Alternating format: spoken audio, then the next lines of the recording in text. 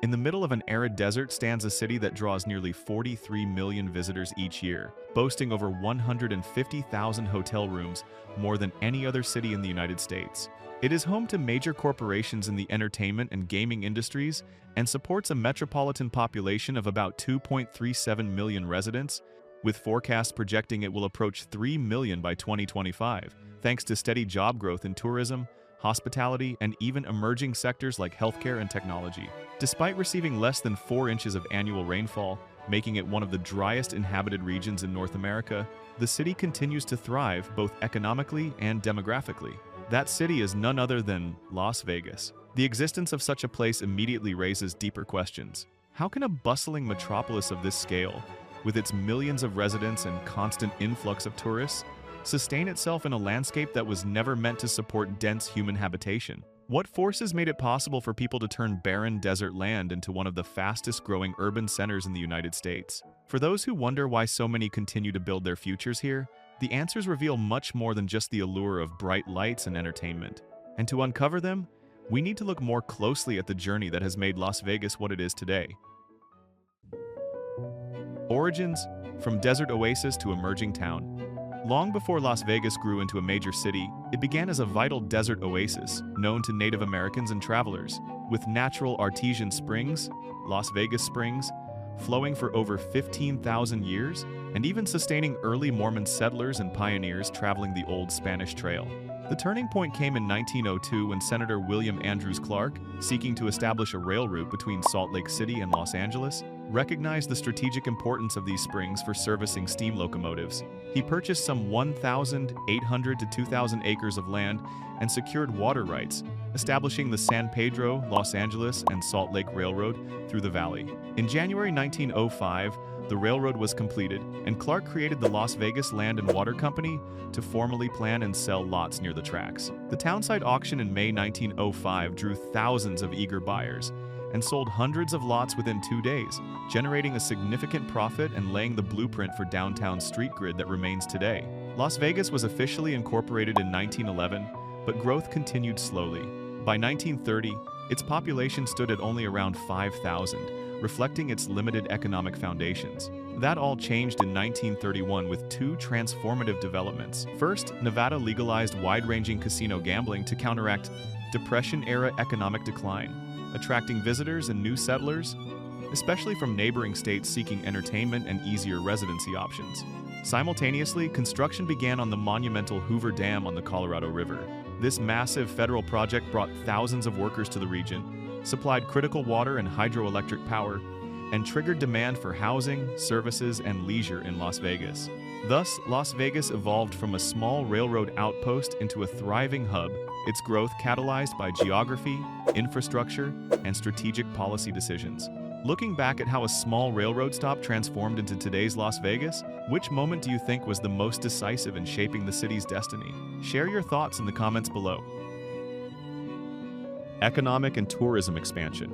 In the decades following World War II, Las Vegas burst onto the national and then global stage as a premier destination for entertainment and leisure. By the early 1950s, its valley population had risen from less than 10,000 during the war to over 44,000, a dramatic jump that coincided with the opening of a string of themed resort casinos on what became the Strip, such as the Sahara, Sands, Desert Inn, Riviera, and Binion's Horseshoe, many funded by Teamsters union loans and local investors. The influx of Hollywood stars and headliners, Frank Sinatra, Dean Martin, Liberace, and others, further elevated Las Vegas's image as a glamorous, wild oasis, drawing more than 8 million visitors in 1954 alone, who pumped nearly $200 million into local casinos. This upward trajectory continued through the latter part of the 20th century. Population growth remained explosive, from around 240,000 in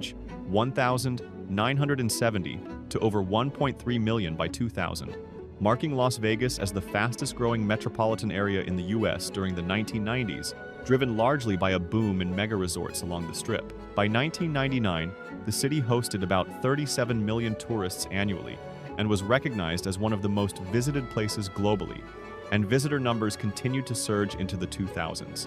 In recent years, tourism has remained the linchpin of Las Vegas's economy. In 2019, despite the maturation of the city's brand, the destination welcomed a record 47.4 million visitors, generating roughly $60.8 billion in economic impact and supporting nearly 379,000 jobs. After setbacks during the pandemic, Las Vegas rebounded strongly. By 2022, visitor-related economic output rose to an unprecedented $79.3 billion, with nearly 39 million visitors and over $44.9 billion in direct spending, all contributing to employment and tax revenues. The momentum continued into 2024, with visitation nearing pre-pandemic levels at 41.7 million, even as per-visitor spending hit a new high of $1,322, and the tourism sector accounted for nearly $87.7 billion in economic output, roughly 31% of the region's GDP.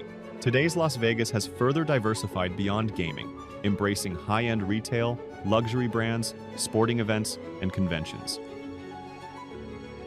Infrastructure and adaptation. Las Vegas has long faced the challenge of supporting a growing city in one of the driest regions of the United States. Its survival hinges on sophisticated and forward-thinking water management strategies. Nearly 90% of the valley's water supply comes from Lake Mead, created by the Hoover Dam, making it vital to conserve every drop of the Colorado River allocation.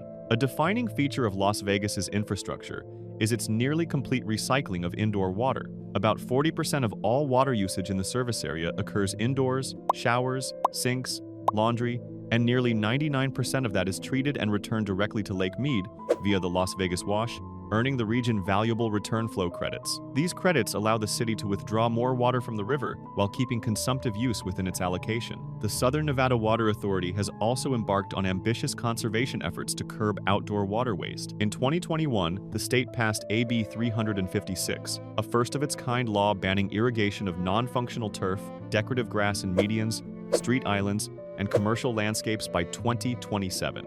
Estimates suggest that removing roughly 3,900 acres of such turf could save around 4.5 billion gallons of water annually. This complements rebate programs, encouraging turf replacement with desert-friendly landscapes, which studies suggest reduce household water consumption by about 18% per household that participates. Surprisingly, even the famous Las Vegas Strip, with its elaborate resorts, fountains, and attractions, uses only a small fraction of the area's water supply. Most indoor water in hotels and casinos is recycled, and decorative fountains run on closed-loop systems independent of public water supply. For example, the Bellagio fountains operate entirely on recycled or private groundwater sources. Behind all these efforts stands a robust infrastructure. The Las Vegas Valley Water District manages a network of more than 6,500 miles of pipelines and reservoirs, distributing water drawn from Lake Mead and also overseeing quality and conservation programs across the region. The Las Vegas Wash, often dubbed the valley's urban river, acts as a natural purifier, channeling treated wastewater back to the lake while filtering out runoff contaminants. Future and significance. Las Vegas today stands as a paradox, a metropolis flourishing in a region that receives less than 4 inches of rainfall per year, making it drier than many parts of the Sahara Desert. Its continued survival is not simply a matter of geography, but a testament to decades of deliberate planning, engineering, and adaptive governance. Yet the question that hangs over the city is whether these measures will be enough as climate pressures intensify. Projections suggest that the Colorado River Basin, the lifeline for over 40 million people in 7 U.S. states and Mexico, could see reductions of up to 20 to 30% in flow by mid-century if warming trends persist. For Las Vegas, already reliant on a single river for 90% of its supply, this is an existential challenge. Still, the city has turned its vulnerability into a global case study in resilience. By enforcing strict water laws, banning wasteful turf, and recycling nearly every drop of indoor water, Las Vegas has cut per capita water consumption by more than 50% since the early 1992, even as its population doubled. In doing so, it demonstrates that prosperity in extreme environments need not depend on reckless overuse but on disciplined stewardship. Cities from the Middle East to Australia have studied Las Vegas's policies as a model for sustainable urban management in arid zones. The symbolism of Las Vegas extends beyond its neon lights. It embodies the ability of human ingenuity to create thriving communities and landscapes once deemed uninhabitable.